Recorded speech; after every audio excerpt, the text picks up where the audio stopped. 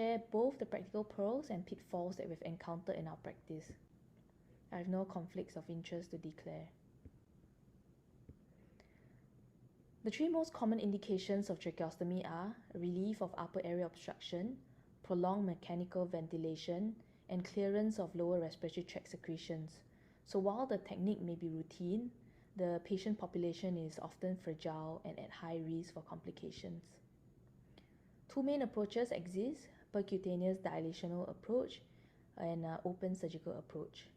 The percutaneous dilational approach is commonly performed in ICU and uses a modified Seldinger technique under bronchoscopic guidance.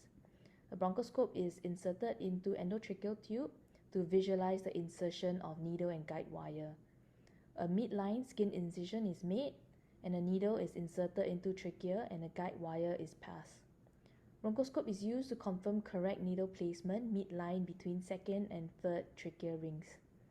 A dilator with tracheostomy tube is passed between the tracheal rings to form the tracheostomy.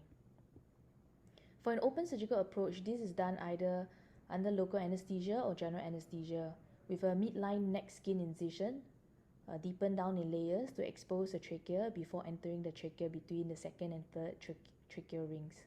So each carries its own risk profile, but regardless of approach, complications are common. Overall complication rates range from 40 to 50%, though majority are minor. The catastrophic events are rare, around 1%, but more than 90% of them occur after the first week. And importantly, about 1 in 4 patients will be readmitted within 30 days of their tracheostomy. So clearly vigilance beyond the operating theatre is key. Looking at the complications, we categorize them into intraoperative, early postoperative, and late postoperative.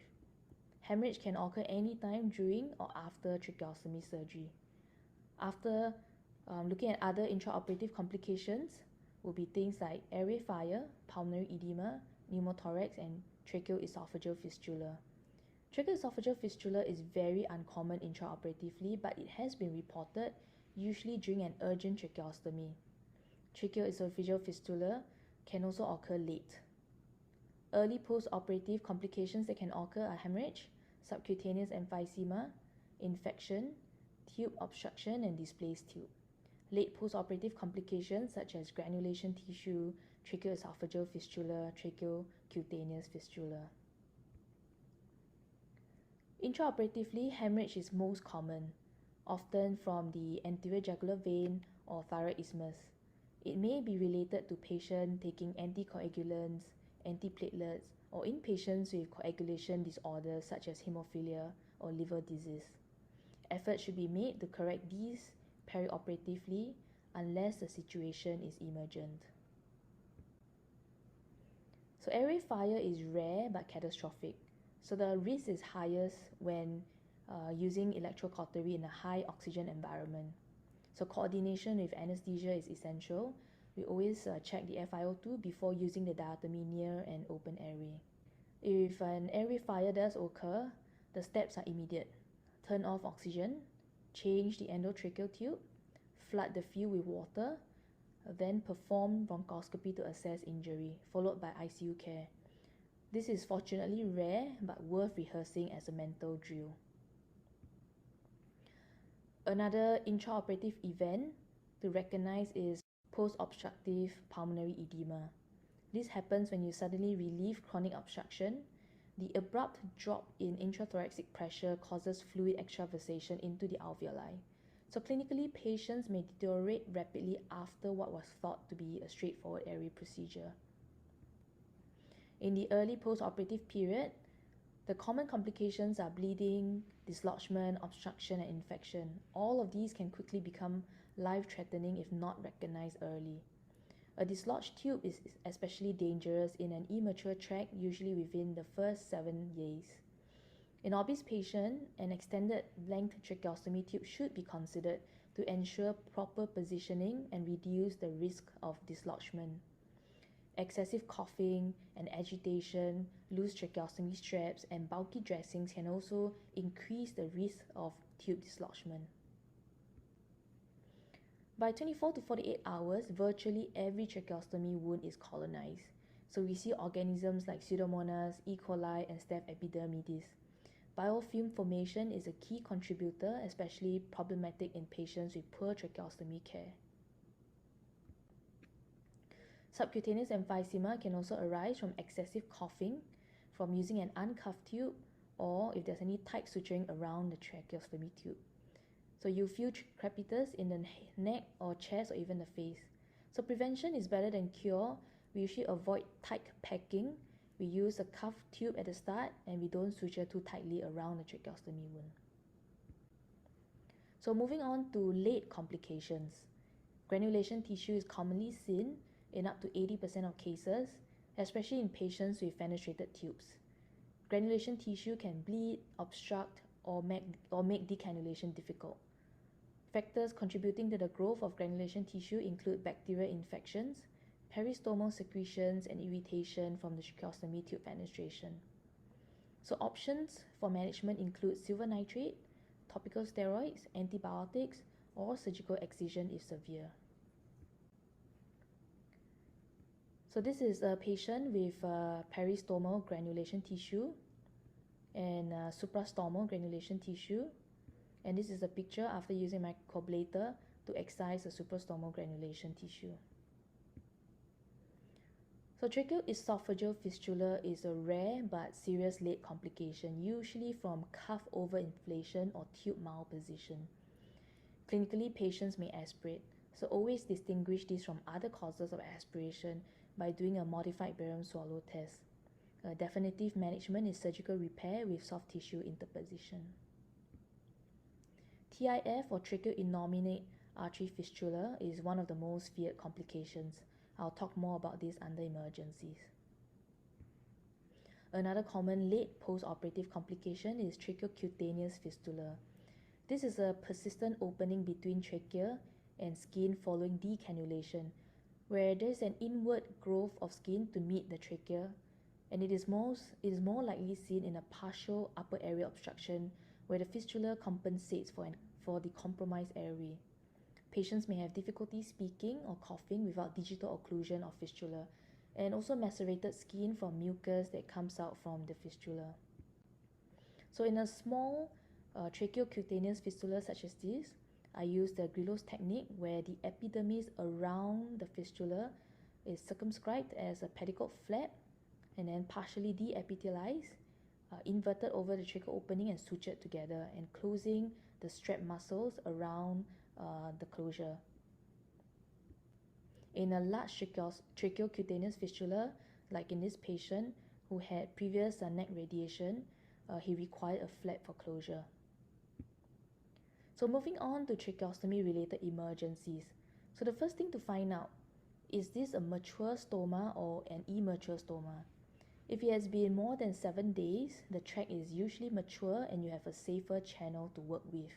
If it's less than 7 days, the tract is immature, so inserting blindly carries a very high risk of creating a false passage and losing the airway. So how do we approach this? Always start with visualization. So use a headlight or if available a flexible scope to look directly into the tract. A tracheal dilator can help to open the stoma gently. If you meet resistance, don't keep forcing the same tube. Try a smaller tracheostomy tube, which often passes more easily. If a tracheostomy tube is not immediately available, you can actually use an endotracheal tube through the stoma as a temporary measure to secure the airway. And if all else fails, don't hesitate. Go back to basics. Attempt oral intubation to re-establish the airway safely. So the key message is to recognize the maturity of the tract, avoid creating a false passage, and always have a backup plan with oral intubation. So this is the picture showing the tracheostomy tube in a false passage in between the trachea and sternum. Another common tracheostomy emergency is a blocked tube. So blockages are usually caused by dried secretions, blood clots, mucus plugs, or even granulation tissue. So patients most at risk are those with poor tracheostomy care, smaller tubes, and especially those with single cannula tubes where cleaning the lumen is difficult. When you suspect a blockage, the response should be systematic and stepwise. First, Remove any external devices, things like the speaking valve, decannulation cap, or obturator. These can contribute to or worsen the obstruction. Next, check the inner cannula. If it's present, remove it. Often that's all it takes to restore airflow. Finally, pass the suction catheter to clear any plaques or secretions. If suction passes easily but the patient is still not ventilating, think of obstruction beyond the tube. For example, granulation tissue or distal plugging. That's when you may need a bronchoscopy. Now let's move on to bleeding, which occurs in about 5% of tracheostomies. This can range anywhere from minor ooze to absolutely life-threatening hemorrhage. The timing of bleeding is also important to note. In the first 48 hours, bleeding is usually related to surgical or operative issues. For example, inadequate hemostasis, coagulopathy, or slippage of a ligature. These are generally easier to manage. In slow ooze, use of hemostatic packing such as Surgicel may be helpful. Coagulopathy should be identified and corrected. But beyond 48 hours, any significant bleeding should ring alarm bells for the most feared complication, which is a tracheoinnominate artery fistula or TIF. Almost 3/4 of TIFs occur within 3 weeks of tracheostomy surgery. So importantly, about half of patients will have a sentinel bleed, a small amount of bleeding that may stop spontaneously but should not be ignored. So if you see bleeding after 48 hours, think TIF first. So this complication is rare, but when it happens, mortality is extremely high, and the key to survival is recognition and immediate action. So usually when there's a sentinel bleed, this is actually the golden opportunity to act, because the next bleed is often massive and fatal. So for diagnosis, CT angiography can sometimes demonstrate the fistula, but in reality, most patients declare themselves before imaging is possible. So clinical suspicion is far more important than waiting for a scan. There are several risk factors that should raise your index of suspicion. Prolonged cuff inflation or high cuff pressures, low tracheostomy placement where the tube tip lies close to the innominate artery, or a high riding innominate artery anatomically, or excessive neck movement that causes repetitive trauma, and also infection at the tracheostomy site, which actually weakens the tissues. So when you see bleeding beyond 48 hours post-tracheostomy, especially with these risk factors, assume TIF until proven otherwise and act quickly. In a TIF, the cuff of tracheostomy tube should be overinflated immediately and suprasternal pressure applied in an attempt to control the hemorrhage. If the inflated tracheostomy cuff does not prevent blood from entering the lungs, it can be changed for an endotracheal tube that can be advanced to the desired level and the cuff inflated to control bleeding and prevent aspiration of blood. So these maneuvers generally control the bleeding temporarily. Definitive treatment requires sternotomy and ligation of the innominate artery. So these cases are managed with cardiothoracic and vascular surgeons. So these are my references. Thank you for your attention, and thank you to the 8th Scottish International Head and Neck Conference for the kind invitation. So I hope this has been a useful and practical refresher on managing tracheostomy complications and emergencies. Thank you.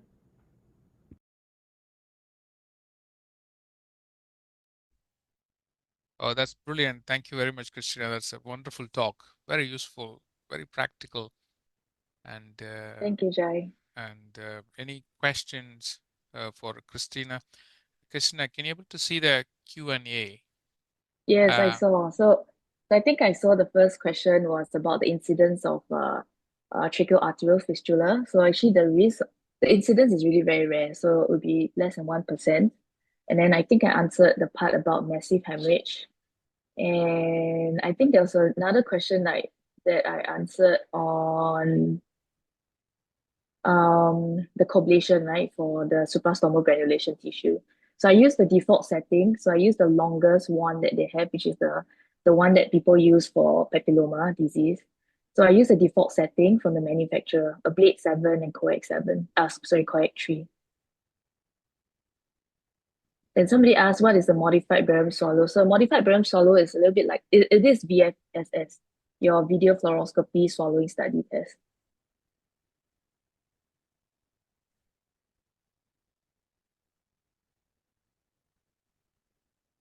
All, yeah. So there's one more question. Oh, yes, that is done, I Yeah. think. Okay. I think there are all the questions are almost done. Okay, that's brilliant. Thank you. Thank you. Very good.